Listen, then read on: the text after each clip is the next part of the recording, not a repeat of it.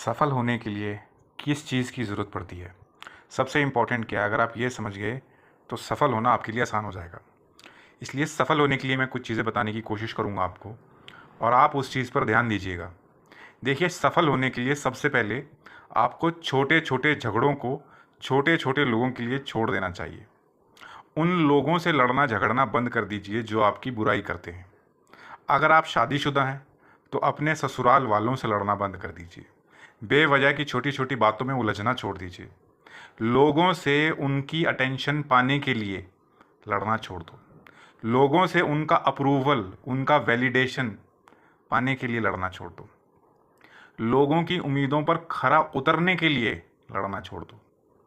उन लोगों के साथ लड़ना छोड़ दो जहां पर आपको अपने छोटे-छोटे बेवजह नाजायज़ अधिकारों के लिए लड़ना पड़े, क्योंकि आपका वक्त, आपकी ऊर्जा कीमती है। ऐसे झगड़े आप उन लोगों के लिए छोड़ दो जिनके पास ज़िंदगी में कुछ करने के लिए नहीं है। बेवजह की बातों में उलझना छोड़ दो।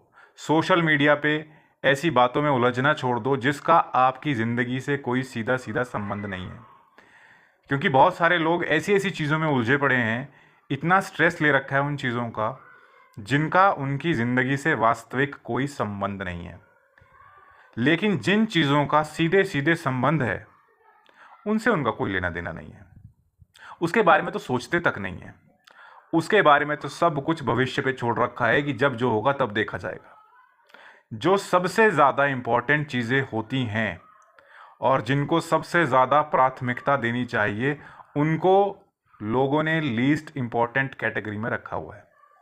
तो क्या ऐसे लोग जीवन में कामयाब हो सकते हैं? इस सवाल का जवाब आप अच्छे से जानते हैं। अगर आपने लड़ना है तो लड़ो अपने विजन के लिए, अपने सपनों के लिए, अपने विचारों के लिए, अपनी किस्मत बनाने के लिए। जिस दिन आपने छोटे छोटे झगड़े छोड़ दिए, उस दिन आपकी सफलता शुरू हो जाएगी। कुछ लड़ाइयाँ आपके समय के लायक नहीं होती हैं। हर एक लड़ाई आपका कुछ ना कुछ लेके जाएगी। चाहे वो जंग हो दो देशों के बीच में, चाहे वो जंग हो मन और मस्तिष्क में, चाहे वो आपके पड़ोसियों के साथ हो, चाहे यारों दोस्तों के साथ हो, वो कुछ ना कुछ लेती है। और आम तौर पे क्या देखा जाता है, क्या लेती है? आपका वक्त लेती है, आपकी ऊर्जा लेती है। तो क्या ये चीज़ें वापस आप ज़िंदगी में पा सकते हो? एक बार गवा दो, ऊर्जा तो शायद आप फिर से इकट्ठी कर लोगे, लेकिन वक्त कभी नहीं लौटता है।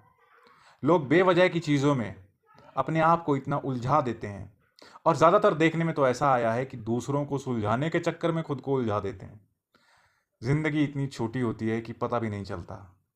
और सपने अगर पूरा करना चाहते हो, और सपने देखते ही इसलिए हो कि कुछ सपने पूरा करने हैं, तो तुम्हारे लिए वक्त की अहमियत बहुत बढ़ जाती है। और वक्त जितना हमारे पास सीमित होता है, उससे सीमित हमारे पास ऊर्जा होती है। अगर आपने ऊर्जा का सही जगह इस्तेमाल कर लिया तो आप अपने सपनों के करीब पहुंच जाओगे। अगर सिर्फ सपने ही देखते रहे और अपनी एनर्जी को इधर उधर व्यर्थ में वेस्ट करते रहे, तो बस सपने सपने देखने लायक ही रह जाओगे। कभी ज़िंदगी में कुछ हासिल नहीं कर पाओगे। इसलिए सपने देखो, सपनों देखने से कोई दिक्कत नहीं है, लेकिन उनको अगर पूरा करना चाहते हो तो अपने समय का बहुत ध्यान से सदुपयोग करो। समय को पैसे के तरीके से देखो।